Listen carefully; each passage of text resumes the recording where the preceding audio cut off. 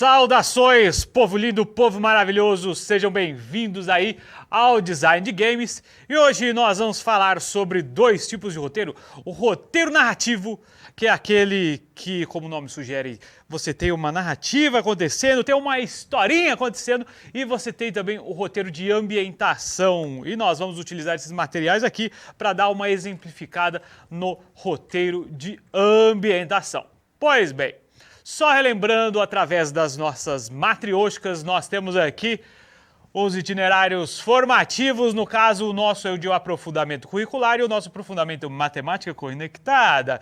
Dentro do aprofundamento nós temos a unidade curricular, que é os jogos da estratégia criação, e o componente é o design de games.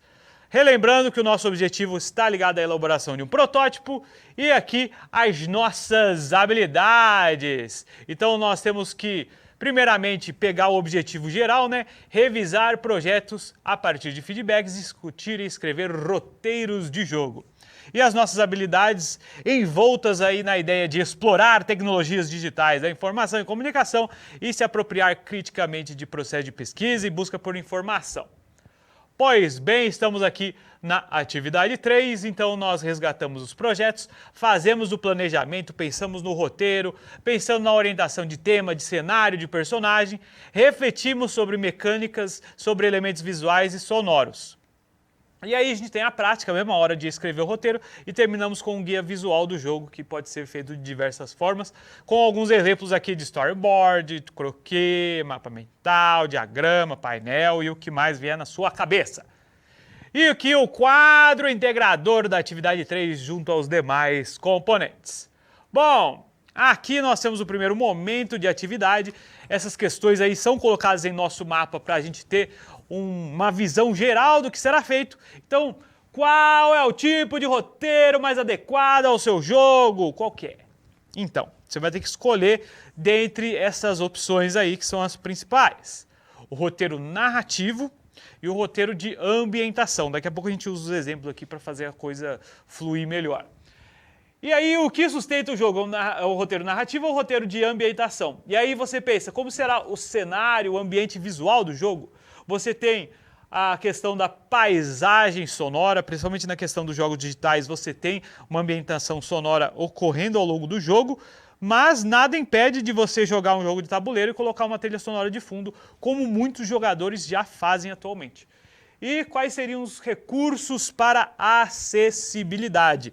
Inclusive, quando nós estávamos tratando do jogo Muvuca, que envolve o plantio de sementes em determinados terrenos, eu com o professor Ed, devido à questão do daltonismo, a gente chegou à conclusão de que utilizar bolinhas coloridas não seria um elemento suficiente para garantir essa acessibilidade, porque as pessoas que têm daltonismo, elas iam ter dificuldade em ter essa percepção de diferença de cores. Então, muito provavelmente o uso de um símbolo diferente ao invés de só a cor facilitaria essa questão da acessibilidade. Sempre pensem nesse elemento. Então, vamos lá! Roteiro narrativo. Então, o roteiro narrativo tem características principais voltadas à criação de uma história, tendo personagens como elemento aí condutor. E o roteiro de ambientação envolve muito mais a criação de um cenário que compõe onde o jogo se desenvolve. Então, onde que esse jogo está acontecendo? Qual que é a premissa por trás dele? Isso envolve muito mais o roteiro de ambientação. Aí nós temos a questão do cenário ambiente, que dá uma localização. E falei de paisagem sonora, mas vamos dar uma definição aqui, O ambiente sonoro, de forma mais técnica, qualquer porção do ambiente sonoro visto como campo de estudo. Pode ser um lugar real ou um lugar abstrato. Isso aqui foi tirado do próprio livro do Murray Schafer, que foi o cara que criou esse conceito aí de paisagem sonora. Pois bem, vamos adentrar um pouquinho aqui na questão do roteiro narrativo. Então, o roteiro narrativo, até coloquei umas figuras aqui para dar essa exemplificação aqui, dessa substância maior a esse tipo de narrativa, que você vai ter personagens. Esses personagens eles vão ser demandados de acordo com o roteiro que você está criando. É interessante pensar em quem são esses personagens, definir características físicas e comportamentais, até biotipo mesmo, cor da pele, cabelo, olho, vestimenta, humor, temperamento, preferências e angústias. Todo esse background do personagem, toda essa história por trás dele, dá uma sensação muito mais de pertencimento ao jogador, ele acaba se identificando mais. Agora, se você usa um personagem genérico, esse aqui é o Astriovaldos, e ele é o seu personagem principal. Como que ele é? Ele usa uma armadura, a gente não sabe como que ele é. De onde que ele veio? Ele não lembra. E o que ele está fazendo? Por que ele entrou nessa jornada? Ele não lembra também, ele não sabe.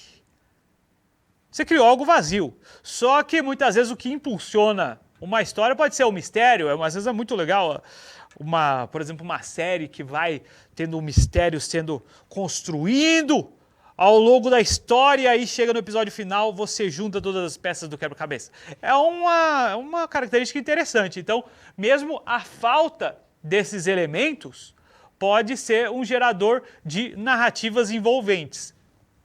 Então, aí você tem, lembra? Você tem o protagonista, que é aquele personagem que agoniza, o personagem que tem o desejo, o personagem que move a história.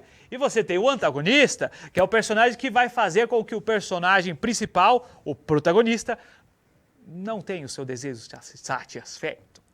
Então, suponhamos que você tenha um rei, ou uma rainha, ou um camponês.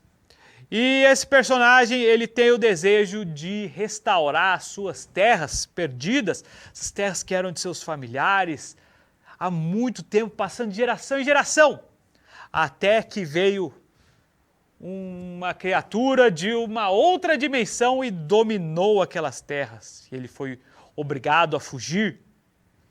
Nisso, ele encontra um grupo de aventureiros que estão dispostos a adentrar nessa jornada de recuperação de suas terras. Então você tem o protagonista, que é esse personagem que quer as terras de volta, e você tem o antagonista, que é essa criatura de outra dimensão, que pode ser um dragão. Então, que conflito que sustenta a narrativa, como os personagens se relacionam, os diálogos conduzem para ações do jogador ou são modificados por elas, então é interessante você ter esse fator. Eu vou pegar o jogo do Mario, principalmente aqueles Marios Bros, os mais antigos, que você não tinha muita possibilidade de interferência no destino do jogo, então você vai vencendo a fase, vai seguindo, o máximo que você pode fazer é pular fases através dos segredos da fase, que você entrava num cano e ia para outro mundo. Mas tirando isso, você tinha algo bastante linear, você tinha que escapar dos inimigos, pegar a bandeirinha, entrar no castelo e assim sucessivamente. Até salvar a princesa e enfrentar o Bowser lá. Então, aqui você tem uma narrativa que o jogador tem pouca influência. Mas os jogos mais atuais, você tem, isso não tão atuais, mas você tem uma possibilidade maior de atuação do jogador. E isso é muito importante você pensar na hora de criar o seu roteiro narrativo. Porque você vai criar uma porta que abre outras portas, que abre outras portas e assim indefinidamente. Você vai ter uma árvore de escolhas que é muito importante você ter conceitualmente bem definida, porque senão você vai ter alguns furos de roteiro. E aqui um elemento bastante interessante para a construção de um personagem é a ficha de RPG, gente. A ficha de RPG é muito bom para você dar uma ambientação mais interessante. Eu até vou usar a caneta aqui, mas vai ser uma coisa bem genérica. Então você vai ter o nome lá do seu personagem, você vai colocar masculino, feminino ou outros, dependendo do tipo de narrativa que você está criando, tipo de personagem, etc. Você pode colocar o peso, isso pode influenciar determinadas questões aí na sua jornada, a idade, a tendência de alinhamento de RPG é uma das coisas mais interessantes, né? Você tem um personagem, ele é bom, mas ele pode ser bom leal, ele pode ser bom neutro, ele pode ser bom caótico. Então você tem essas possibilidades de alinhar a personalidade do personagem para além desse maniqueísmo, ele é bom ou mal. Não, ele pode ser neutro e bom neutro e caótico. Então você tem muitas possibilidades aí de expressar as características de personalidade do seu personagem. Profissão, um elemento interessante aí de você construir a narrativa. Ele é um camponês, ele é um guerreiro, ela é uma rainha, ela é uma feiticeira e etc. E a raça dentro do RPG a gente está trabalhando bem num universo meio Tolkieniano. Então você tem, sei lá, orcs, você tem trolls, você tem personagens meio elfos, você tem uma infinidade de raças que você pode trabalhar. E aí você pode ir para um universo mais steampunk, colocar um personagem meio ciborgue, sei lá, é a sua imaginação aí. Qualquer coisa que der certo, tá valendo. Os atributos são elementos bastante interessantes de você criar no seu personagem. Você tem a força. A força vai determinar questões voltadas mais a ataques mesmo e tal. Você tem a destreza, que envolve agilidade, velocidade, quanto que ele corre, etc. Você tem a constituição, que está relacionada a aspectos de resistência, de vida mesmo. Quantos danos esse cara aguenta tomar. Você tem a inteligência, que vai relacionar a questões de solução de problemas. Você tem sabedoria, que está muito mais relacionado à interação com os outros, no sentido de mais além do que a simples inteligência. E o carisma, que está fortemente relacionado ao como que os outros te veem. Então, você consegue influenciar a opinião de outros personagens. Mesmo que isso não esteja totalmente explícito no seu personagem, esses fatores aqui podem te ajudar na hora de solução de problemas com NPCs e outras coisas assim. Vida, magia, sei lá, às vezes seu jogo não tem magia, aí você tira isso aqui. Equipamento, habilidades, o inventário e uma história. A história dá um background bem interessante para você dar uma continuidade na questão do seu personagem. Agora vamos entrar no roteiro de ambientação. Como o ambiente será criado? Que elementos visuais fazem parte da identidade do jogo? Cores, linhas, formas, figuras e personagens. Que elementos visuais serão alterados em decorrência da ação do jogador? Agora vamos pegar aqui King Domino, um jogo que tem um roteiro de ambientação. Por quê? Porque ele não tem necessariamente uma história. Por exemplo, no manual aqui, ele dá simplesmente o seguinte: você é um nobre procurando novos locais para aumentar o seu reino. Explore todas as terras, campos de trigo, lagos e montanhas na busca pelos melhores locais. Mas tenha cuidado, outros nobres também estão interessados nessas áreas. Pronto, é isso. E essa aqui é a narrativa. Qual que é o nome do seu nobre? Não sei, ele é um reizinho que é um bichinho aqui. Ó. É isso. Então, como que funciona esse jogo? Esse jogo, como o nome sugere, dominó, tem a ver com dominós. Então nós temos umas peças de dominó e essas peças vão sendo encaixadas de acordo com os tipos iguais. Então você tem campo, você tem floresta, você tem lago e etc. E tudo isso vai sendo encaixado e criando sua pontuação. Ou seja, esse aqui é um roteiro de ambientação.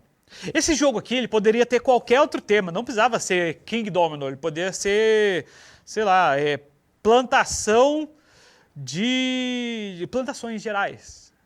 Aí seria um terreno de laranja, você é um fazendeiro, você não é um rei. Ou então ele poderia ser um tema de, vamos ver, de construção de locais. Pode ser um ramo imobiliário. Você vai construir prédios comerciais, prédios industriais, prédios residenciais e prédios públicos relacionados a parques e construções. Pronto, você já não é mais um rei, você é talvez um prefeito ou um empresário, dependendo do contexto que você quer trabalhar.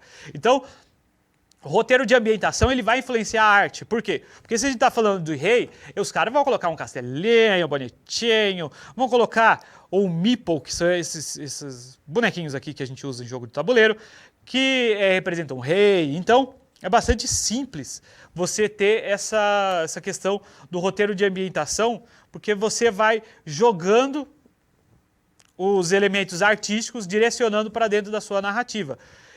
A certeza absoluta é que, se o jogo não fosse um jogo voltado ao King Domino, King, o rei, essa questão mais medieval, o Meeple, por exemplo, não seria desse formato de rei com um carinha com uma coroinha, não. Teria um outro formato, alguma coisa mais, talvez, um homenzinho normal e etc.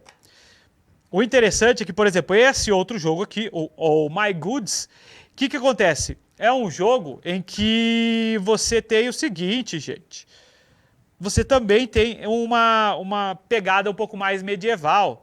Então as construções, você tem guildas, você tem curtume, você tem fazenda e tal. Então são locais e a arte também está relacionada à questão medieval. E aqui entra uma coisa interessante, gente. Por quê? Porque os dois jogos têm o tema levemente semelhante. Eu vou ler aqui a ambientação do Oh My Goods. Se liga aqui, ó! Em Oh My Goods, assuma o papel de um trabalhador na produção de bens como barris, ferro, tijolos, vidros, alimentos, roupas e outros, decidindo o que, quando e como produzir, utilizando as mecânicas de gerenciamento de mão, coleção de componentes, ações programadas e force sua sorte, que são mecânicas que a gente utiliza em jogos de tabuleiro. Consiga recursos, construa estabelecimentos, utilize o mercado, contrate assistentes e expanda suas atividades, tornando-as mais eficientes e lucrativas. À medida que sua produção aumenta, maximize a utilização dos recursos através das cadeias de produção. Aquele que melhor planejar e executar sua produção ganhará mais pontos de vitória e vencerá a partida. Então, aqui você tem um jogo em que nós iremos, ao invés de construir terrenos como florestas e questões de navegação e etc. Aqui tem mais coisa aqui, tem campo para produção, tem um monte de coisa. Enfim, você vai produzindo esses terrenos, aqui você vai construindo objetos que vão te dar alguns recursos. E esses recursos podem ser vacas, pode ser couro, pode ser tecido, pode ser pão, tem muita coisa aqui mesmo. E esse jogo é interessante que ele tem, como foi dito no manual, ele tem a questão de cadeia de produção. Então, você tem, por exemplo, deixa eu pegar um aqui, senão vou usar o da vaquinha mesmo. Ah, aqui, achei outro. Ó.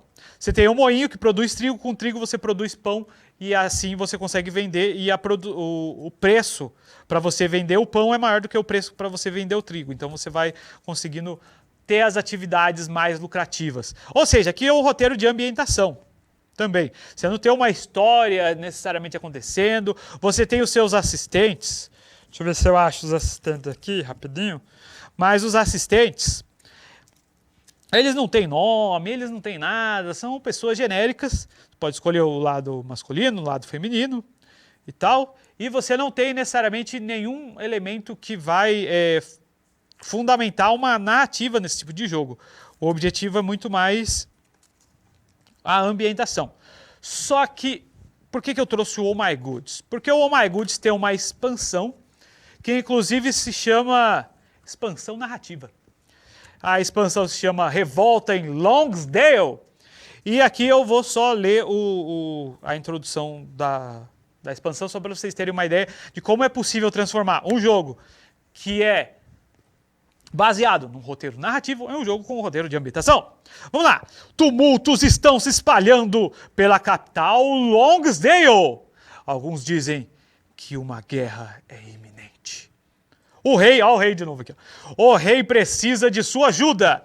Descubra sozinho ou com até 4 jogadores como essa história se desenrola, sendo contada nos 5 capítulos dessa expansão. E quem sabe suas decisões mudem o destino. Então aqui nós temos um roteiro de ambientação, de narrativo, que vai inserir uma questão mais narrativa dentro desse jogo que tem basicamente o roteiro de ambientação. Você tem capítulos, essa história vai se desenvolvendo, inclusive nessa expansão aqui você tem alguns personagens que vão alterando alguns elementos do jogo. Então já existe essa possibilidade de você pegar um jogo que tenha um roteiro mais genérico, um roteiro assim de ambientação e inserir elementos que vão levá-lo a um roteiro narrativo. Basta você inserir personagens.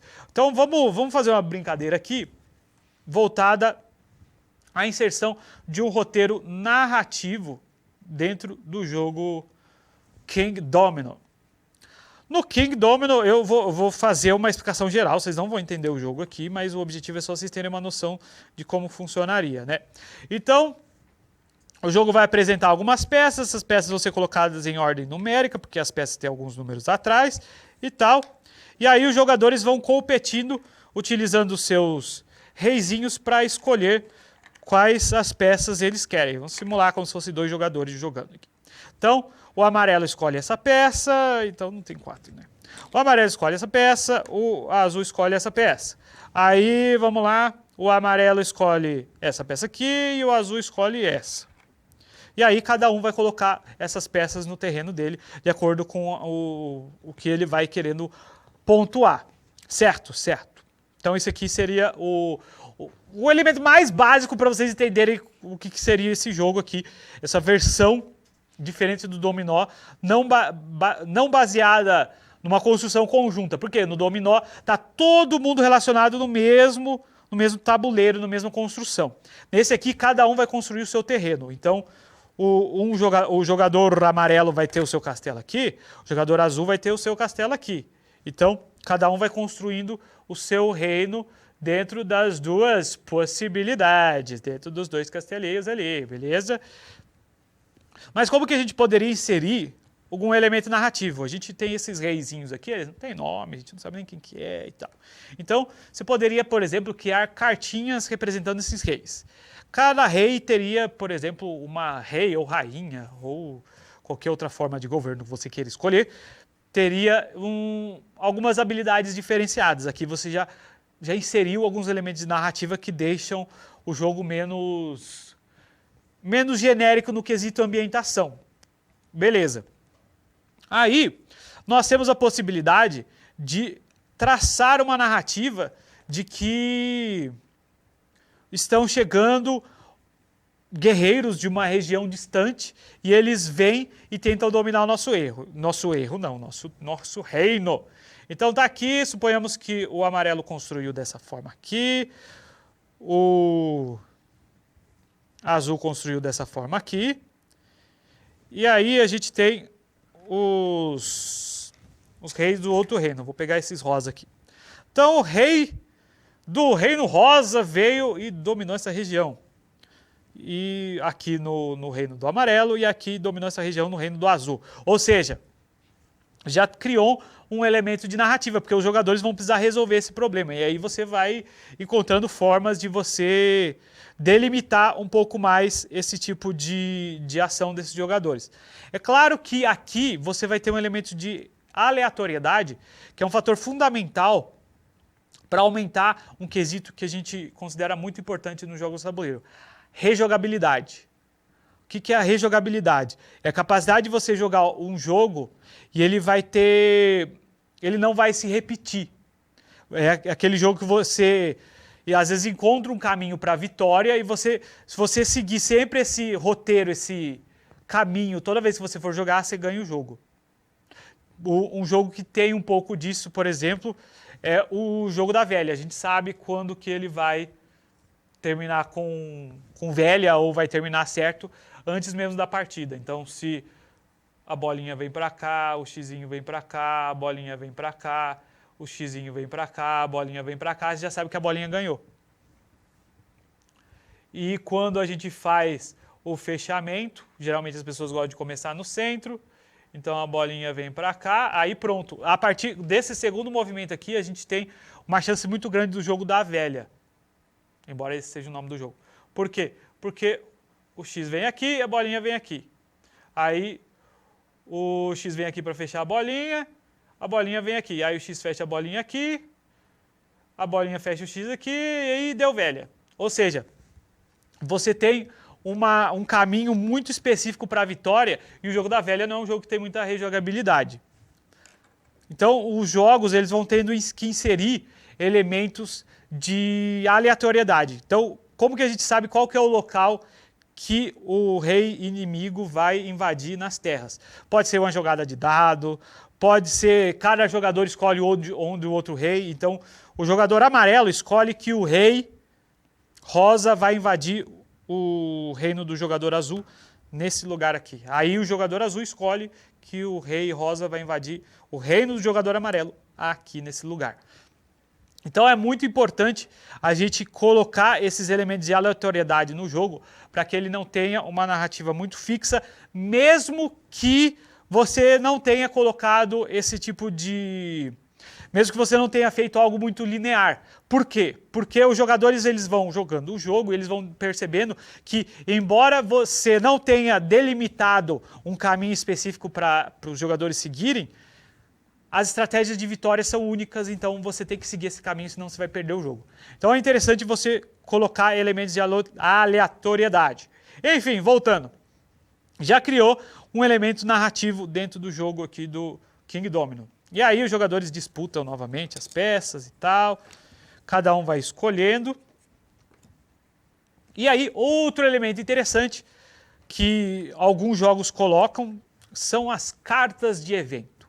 Essas cartas de evento, elas podem ter o elemento de aleatoriedade. Inclusive no Oh My Goods, ele tem até uma narrativa um pouco mais fixa, porque ele é jogado através de 5 capítulos. Então, você vai ter um baralho específico para cada um desses capítulos e você vai ter uma aleatoriedade um pouco menor, porque você tem aquela limitação de cartas de capítulo.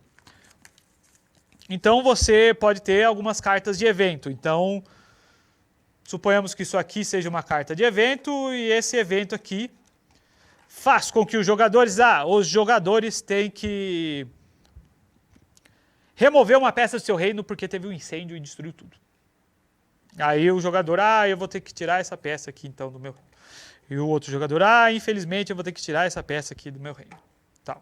Então, são elementos que vão dando uma noção um pouco mais narrativa para um jogo que é baseado simplesmente no roteiro de ambientação. Agora você tem inimigos externos que vão atacar, então, por exemplo, na questão de prefeitos, já fica uma coisa um pouco mais... Não iria encaixar tão bem, embora você poderia colocar que é alguma relação, sei lá, de aumento de criminalidade em algumas regiões da sua cidade. Aí você vai colocando os eventos, você vai inserindo talvez outros personagens que podem adentrar e serem incluídos na sua história. Talvez uma rainha, um príncipe e um filho que nasce, ou qualquer coisa assim. E nisso você vai dando camadas assim a essa roteirização, deixando esse roteiro um pouco mais narrativo e menos simplesmente de ambientação. É uma regra? Não, você pode criar um roteiro de ambientação, porque esse jogo foi um enorme sucesso e o roteiro dele é simplesmente de ambientação e isso não prejudicou o jogo de forma alguma. Pois bem, então vamos para o nosso mural. Analisamos os elementos básicos da roteirização de jogos e aí a gente vai seguir falando sobre roteiro e aqui a sua atividade que é isso aí, né, gente? Que tem que escrever o roteiro, tá? Pense aí nessas duas possibilidades. Se você quer uma narrativa mais linear, se você quiser uma narrativa com um pouco mais, um elemento mais sandbox, que aí o jogador está no mundo aberto e a narrativa vai se desenvolvendo bem de acordo com as escolhas do jogador, ou missões que ele faz ao longo da jornada, ou escolhas propositais que ele faz ao longo da jornada, e você tem o roteiro de ambientação, que vai dar só um elemento assim de inserir o jogador num determinado local. Um exemplo disso em jogos digitais é o Space Invaders, que são alienígenas destruindo a Terra e você é uma nave tentando salvar a Terra dos alienígenas. É isso. Super simples, bem básico e você tem simplesmente um roteiro de ambientação bem genérico, certo?